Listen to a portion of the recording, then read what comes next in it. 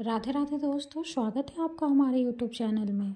आज के इस वीडियो में हम पद्म पुराण के खंड 1 की अध्याय 3 और 4 का पाठ करेंगे। तो आइए पाठ शुरू करते हैं। पुल सत्य जी कहते हैं, राजन, ब्रह्मा जी सर्वज्ञ एवं साक्षात नारायण के रूप हैं। वे उपचार से आरोप द्वारा ही उत्पन्न हुए कहलाते हैं। वास्तव में तो वे नित्य ही हैं। अपने निजी मन से उनकी आयु 100 वर्ष की मानी गई है। वह ब्रह्मा जी की आयु पर कहलाती है। उसके आधे भाग को परार्ध कहते हैं। 15 निमेष को एक काष्ठा होती है। 30 काष्ठाओं की एक कला और 30 कलाओं की एक मुहूर्त होता है। 30 मुहूर्त के काल को मनुष्य का एक दिन रात माना गया है। 30 दिन रात का एक मास होता है। एक मास में 2 पक्ष होते हैं। 6 महीनों का एक अयन और 2 अयनों का एक वर्ष होता है। अयन 2 है, दक्षिणायन और उत्तरायण। दक्षिणायन देवताओं की रात्रि है और उत्तरायण उनका दिन है। देवताओं के 12,000 वर्षों के 4 युग होते हैं, जो क्रमशः सत्ययुग, त्रेता, द्वापर और कलयुग के नाम से प्रसिद्ध है। अब इन युगों का वर्ष विभाग सुनो। पुरातत्व के ज्ञाता विद्वान पुरुष कहते हैं कि सत्य युग आदि का परिमाण क्रमशः 4, 3, 2 और 1000 दिव्य वर्ष है। प्रत्येक युग के आरंभ में उतने ही 100 वर्षों की संध्या कही जाती है और युग के अंत में संध्यांश होता है। संध्यांश का मान भी उतना ही है जितना संध्या का। नीप श्रेष्ठ संध्या और संध्यांश के बीच का जो समय है उसी को युग समझना चाहिए। वही सत्ययुग और त्रेता आदि के नाम से प्रसिद्ध है। सतयुग, त्रेता, द्वापर और कलयुग ये सब मिलकर चतुर्युग कहलाते हैं। ऐसे 1000 चतुर्युग को ब्रह्मा का एक दिन कहा जाता है। राजन, ब्रह्मा के एक दिन में 14 मनु होते हैं। उनके समय का परिमाण सुनो। सप्तर्षि देवता इंद्र, मनु और मनु के पुत्र ये एक ही समय में उत्पन्न होते हैं तथा अंत में साथ ही साथ इनका संहार भी होता है। 71 चतुर्युग से कुछ अधिक काल का एक मनवंतर होता है। 2 ही मनु और देवता आदि का समय है। इस समय दिव्य वर्षगान के अनुसार 8,52,000 वर्षों का एक मनवंतर होता है। महामते मानव वर्षों से गणना करने पर मनवंतर का कालमान पूरे 30,67,20,000 वर्ष होता है, इससे अधिक नहीं। 3 इस काल को 14 गुना करने पर ब्रह्मा के एक दिन का मान होता है। उसके अंत में नैमितिक नाम वाला बार प्रलय होता है। उस समय भूरलोक और स्वर्लोक संपूर्ण त्रिलोक की दग्ध होने लगती है और महलोक कर्म में निवास करने वाले पुरुष आँच से संतपत होकर जनलोक में चले जाते हैं। दिन के बराबर ही अपनी रात बीत जाने पर ब्रह्मा जी पुनः संसार की सृष्टि करते हैं। इस प्रकार ब्रह्मा जी 1 वर्ष व्यतीत होता है तथा इसी क्रम से उनके 100 वर्ष भी पूरे हो जाते हैं। 100 वर्ष ही उन महात्मा की पूरी आयु है। भीष्म जी ने कहा, महामुने, कल्प के आदि में नारायण संज्ञक भगवान ब्रह्मा ने जिस प्रकार संपूर्ण भूतों की सृष्टि की उसका आप वर्णन कीजिए।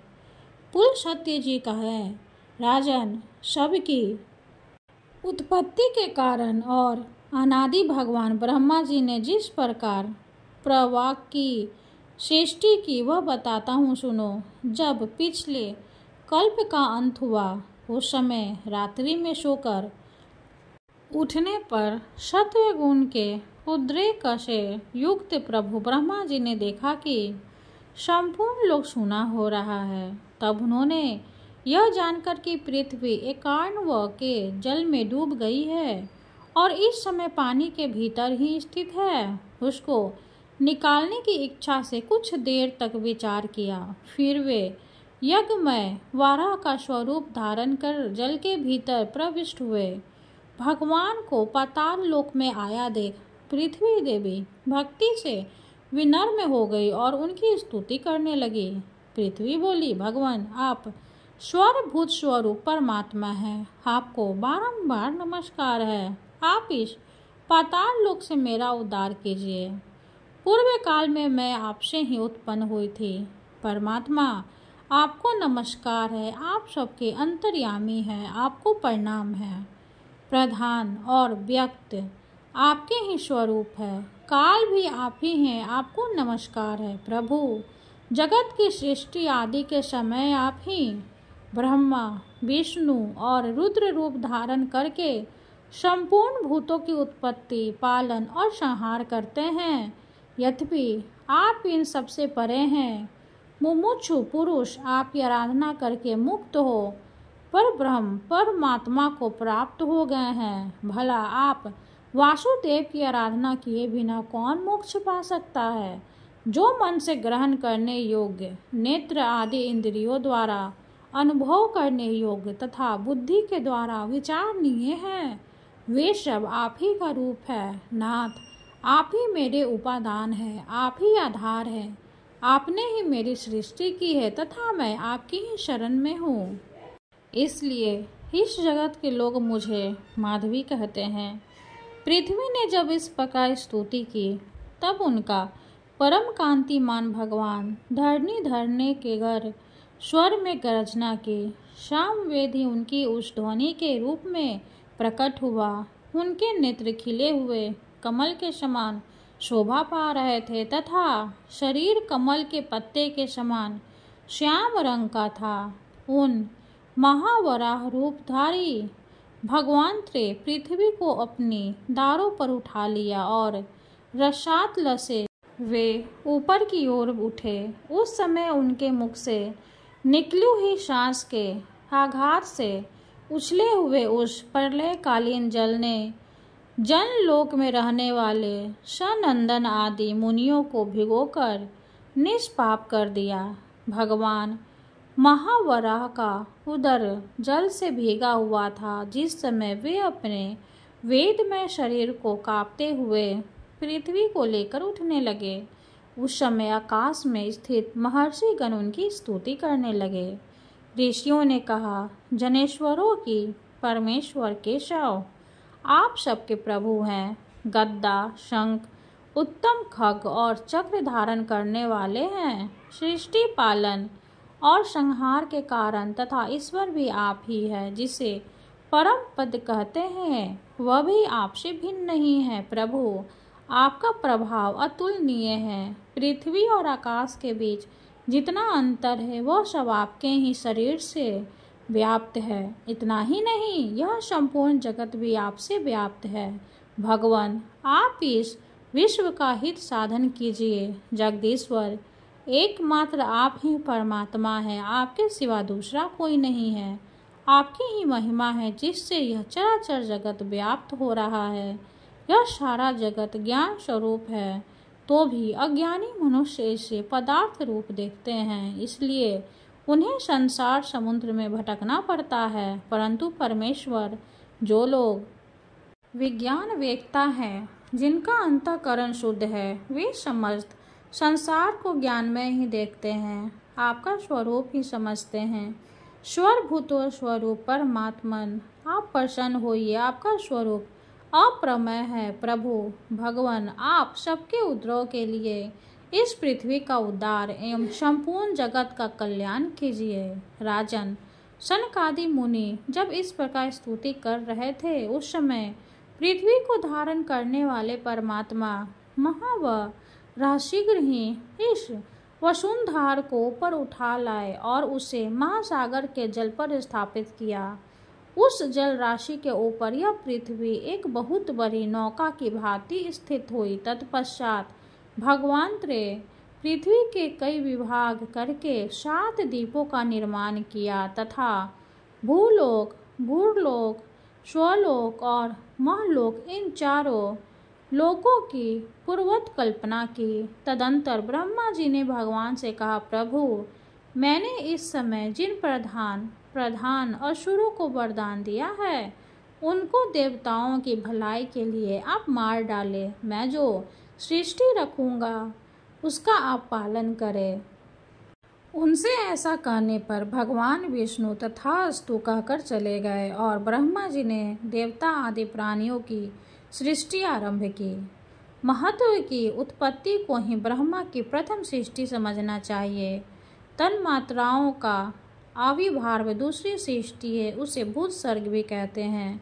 वैकारिक अर्थात सात्विक अहंकार से जो इंद्रियों की उत्पत्ति हुई है वह तीसरी सृष्टि है, उसी का दूसरा नाम इंद्रिय सर्ग है। इस प्रकार यह प्राकृत सर्ग है जो अबुद्धि पूर्वक उत्पन्न हुआ है। चौथी सृष्टि नाम है मुख्य सर्ग। पर्वत और वृक्ष आदि स्थावर वस्तुओं को मुख्य कहते हैं। तीव्र खोद कहकर जिनका वर्णन किया गया है वे पशु पक्षी कीट पतंग आदि है।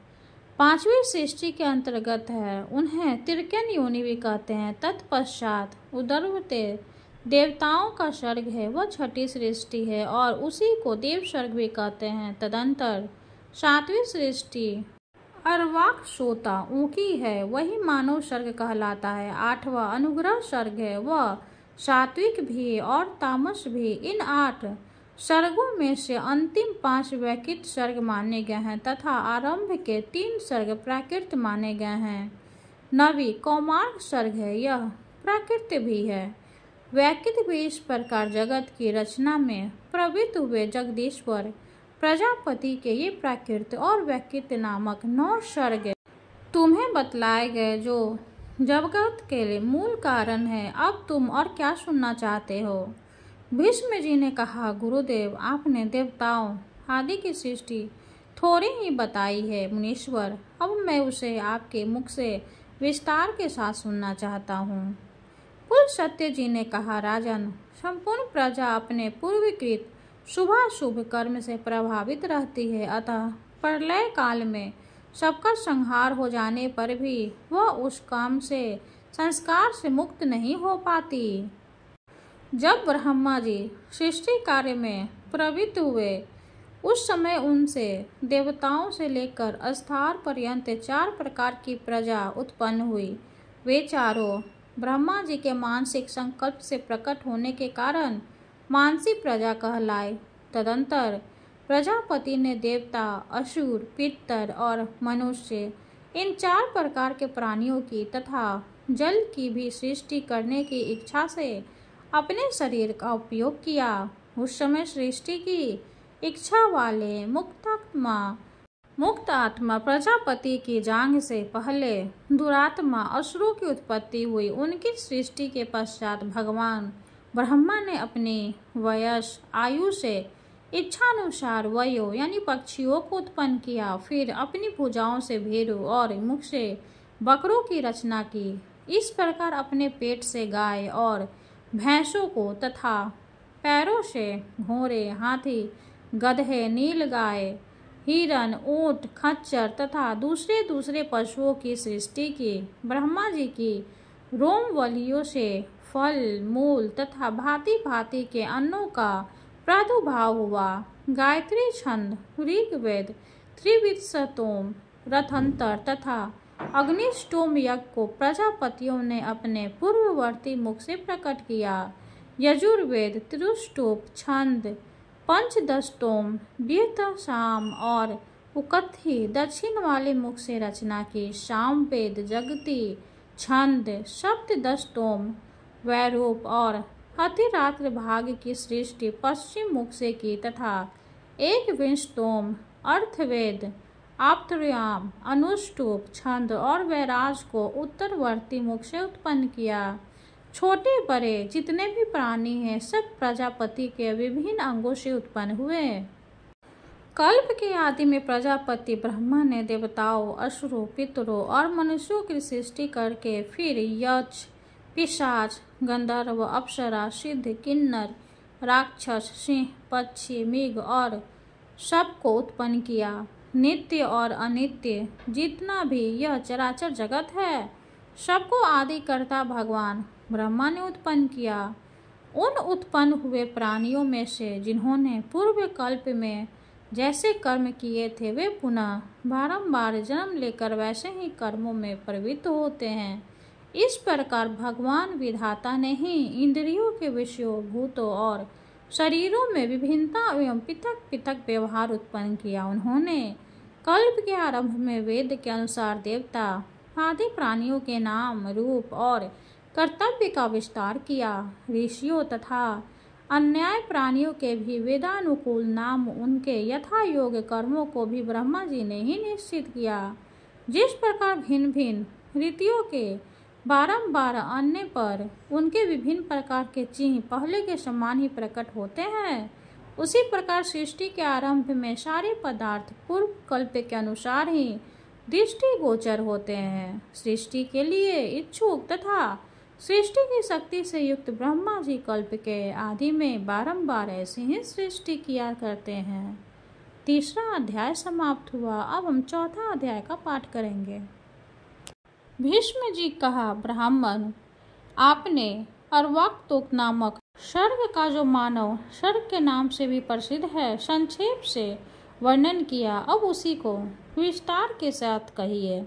ब्रह्मा जी ने मनुष्यों की सृष्टि किस प्रकार की, महामुने प्रजापतियों चारों वर्णों तथा उनके गुणों को कैसे उत्पन्न किया और ब्रह्मादि वर्णों के कौन कौन से कर्म माने गए हैं, इन सब बातों का वर्णन कीजिए।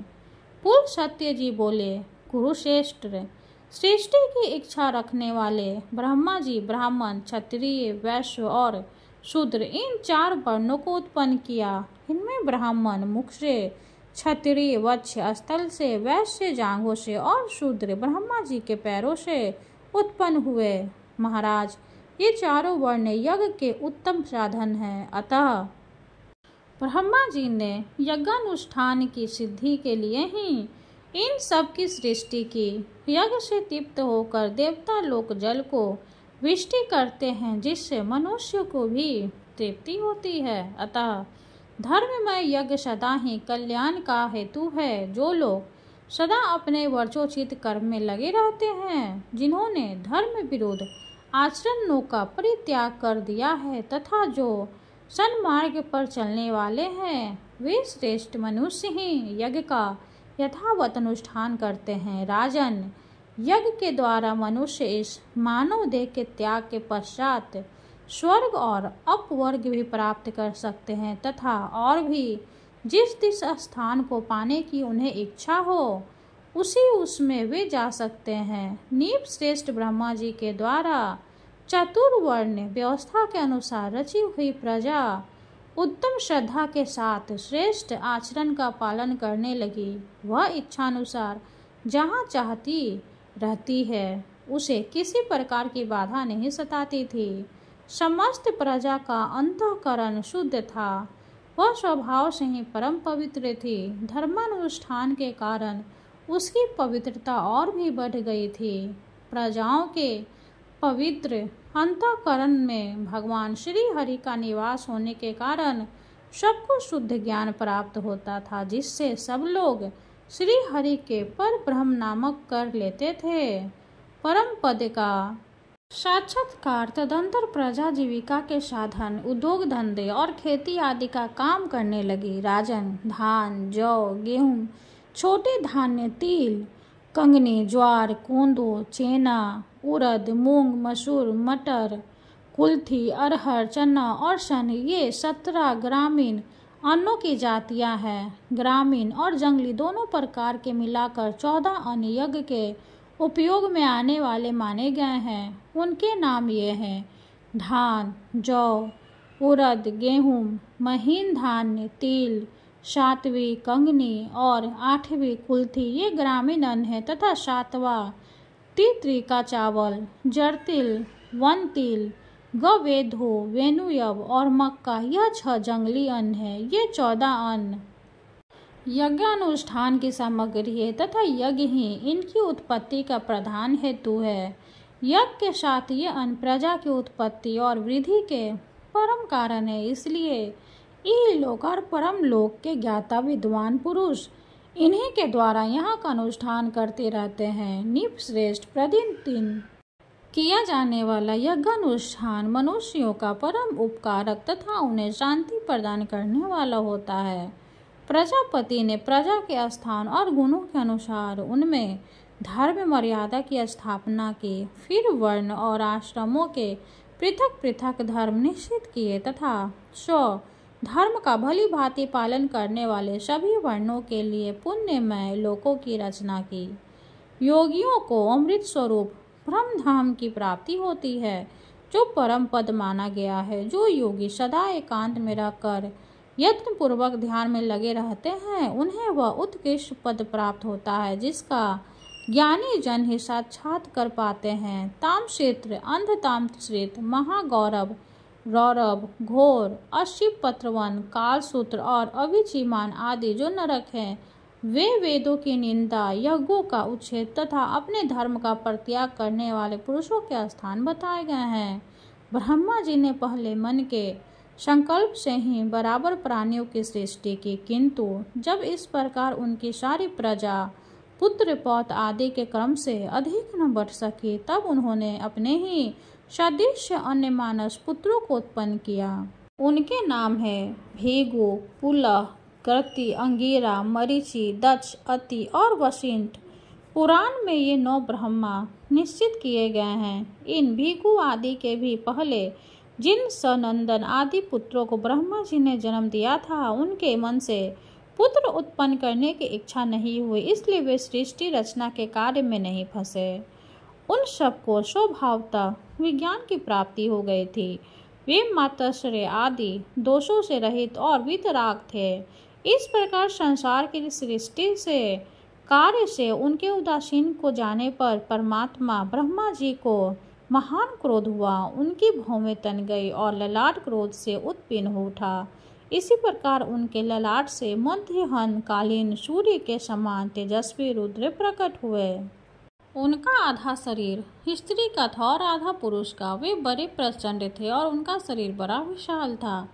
तब ब्रह्मा जी उन्हें यह आदेश देकर कि तुम अपने शरीर के 2 भाग करो, वहां से अंतर्धान हो गए। उनके ऐसा कहने पर रुद्र ने अपने शरीर के स्त्री और पुरुष रूप दोनों भागों को पृथक पृथक किया और फिर पुरुष भाग को 11 रूपों में विभक्त किया। इसी प्रकार स्त्री भाग को भी अनेक रूपों में प्रकट किया। स्त्री और पुरुष दोनों भागों के भिन्न भिन्न रूप सौम्य, क्रूर, शांत, श्याम और गौर आदि नाना प्रकार थे। तत्पश्चात ब्रह्मा जी ने अपने से उत्पन्न अपने ही स्वरूपभूत स्वयंभू को प्रजा पालने के लिए प्रथम मनु बनाया। स्वयंभू मनु ने शतरूपा नाम की स्त्री को, जो तपस्या के कारण पाप रहित थी, अपनी पत्नी के रूप में स्वीकार किया। देवी शतरूपा ने स्वयंभू मनु से 2 पुत्र और 2 कन्याओं को जन्म दिया। पुत्र के नाम थे प्रियव्रत और उत्तानपाद तथा कन्याएं प्रसूति और आकुति के नाम से प्रसिद्ध हुई। मनु ने प्रसूति का विवाह दक्ष के साथ और आकुति का रुचि प्रजापति के साथ कर दिया। दक्ष ने प्रसूति के गर्भ से 24 कन्याएं उत्पन्न की। उनके नाम हैं श्रद्धा, लक्ष्मी, घृति, पुष्टि, तुष्टि, मेघा, क्रिया, बुद्धि, लज्जा, वपु, शांति, सिद्धि और 13वीं कृति। इन दक्ष कन्याओं को भगवान धर्म ने अपनी पत्नियों के रूप में ग्रहण किया। इनसे छोटी 11 कन्याएं और थी, जो ख्याति, शक्ति, संभूति, स्मृति, प्रीति, क्षमा, शांति, अनशून्या, ऊर्जा, स्वाहा और स्वधा नाम से प्रसिद्ध हुई। नेप श्रेष्ठ इन ख्याति आदि कन्याओं को क्रमशः भृगु, शिव, मरीचि, अंगिरा और मैंने पुल सत्य तथा पुलह, क्रतु, अत्रि, वशिष्ठ, अग्नि तथा पितरों ने ग्रहण किया। श्रद्धा ने काम को, लक्ष्मी ने दर्पण को, धृति ने नियम को, तुष्टि ने संतोष को और पुष्टि ने लोभ को जन्म दिया। मेघा ने श्रुत को, क्रिया ने दंड, नयन और विनय को, बुद्धि ने बोध को, लज्जा ने विनय को, वपु ने अपने पुत्र व्यास को, शांति ने क्षेम को, सिद्धि ने सुख को और कीर्ति ने यश को उत्पन्न किया। यही धर्म के पुत्र हैं। काम से उसकी पत्नी नंदी ने हर्ष नामक पुत्र को जन्म दिया। यह धर्म का पौत्र था। भृगु की पत्नी ख्याति ने लक्ष्मी को जन्म दिया, जो देवीधिदेव भगवान नारायण की पत्नी है। भगवान रुद्र ने दत्तसुता सती को पत्नी रूप में ग्रहण किया, जिन्होंने अपने पिता पर खींचकर शरीर त्याग दिया। अधर्म की स्त्री का नाम हिंसा है। उससे अनित्य नाम पुत्र और निकिति नाम वाली कन्या की उत्पत्ति हुई। फिर उन दोनों ने भय और नरक नामक पुत्र और माया तथा वेद का नाम की कन्याओं को उत्पन्न किया। माया भय की और वेद का नरक की पत्नी हुई। उनमें से माया ने समस्त प्राणियों का संहार करने वाले मृत्यु नामक पुत्र को जन्म दिया और वेदनाथ से नरक के अंश से दुख की उत्पत्ति हुई। फिर मृत्यु से व्याधि, जरा, शोक, तृषा और क्रोध का जन्म हुआ। ये सभी अधर्म स्वरूप है और दुख होता नाम से प्रसिद्ध है। इनके न कोई स्त्री है न पुत्र। ये सब के सब नैष्ठिक ब्रह्मचारी हैं। राजकुमार भीष्म, ये ब्रह्मा जी के रौद्र रूप है और यही संसार के नित्य प्रलय में कारण होते हैं। चौथा अध्याय समाप्त हुआ। हरे कृष्णा। अब हम श्री सूर्यदेव चालीसा का पाठ करेंगे और सूर्यदेव की आरती करेंगे। कनक बदन कुंडल मकर, मुक्ता माला अंग, पद्मासन स्थित ध्याय शंख चक्र के संग। जय सविता जय जयति दिवाकर, सहस्त्रांशु सप्ताश्वर तिमिरहर। भानु पतंग मरीचि भास्कर, सविता हंस सुनूर विभाकर। विवस्वान आदित्य विकर तन, मार्तंड हरि रूप विरोचन। अंबर मणि खग रवि कहलाते, वेद हरि ने गर्भ कह गाते। सहस्त्रांशु पदोतन कही कही, मुनि गण होत प्रसन्न मोद लही। अरुण सदृश सारथि मनोहर, हाकत है साता चढ़े रथ पर। मंडल की महिमा अति न्यारी, तेज रूप केरी बल ही हारी। ऊंचे श्वास सदृश है ज्योति, देखी पुरंदर लज्जित होते। मित्र मरीचि भानु अरुण भास्कर, सविता सूर्य अर्क खग कलिकर। पूषा रवि आदित्य नाम लय, हरि ने गर्भय नम कही कै। द्वादश नाम प्रेष सो गावे, मस्तक बारह भारी नवावे।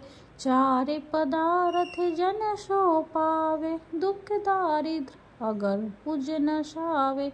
नमस्कार को चमत्कार या विधि हरि हरि को, कृपा सार या सेवे भानु तू मही मन लाई। अष्ट सिद्धि नौ निधि तेहि पाई, 12 नाम उच्चारण करते।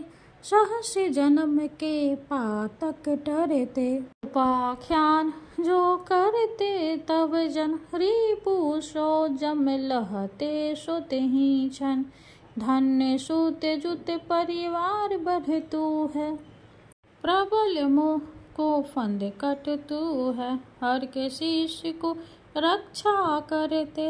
रवि ललाट पर नित्य विहरते, सूर्य नेत्र पर नित्य विराजत। कर्ण देश पर दिन करे छाजत, भानु नासिका वासक करहु नित। भास्कर करत सदा मुख कोहित, ओठे रहे परजन्य हमारे। रसना बीच तीक्ष्ण बस प्यारे, कंठ सुवर्ण रेत की शोभा। तिग्म तेजस कांधे लोभा, पुष्पा बाहु मित्र पीठ ही पर। त्वष्टा वरुण रहत सुवश कर, युगल हाथ पर रक्षा कारण। भानुमान उर शर्म सौ उदरचन, बसत नाभि आदित्य मनोहर। कटिमा रहति मन मुद भर, जंघा गुप्ति सविता बासा।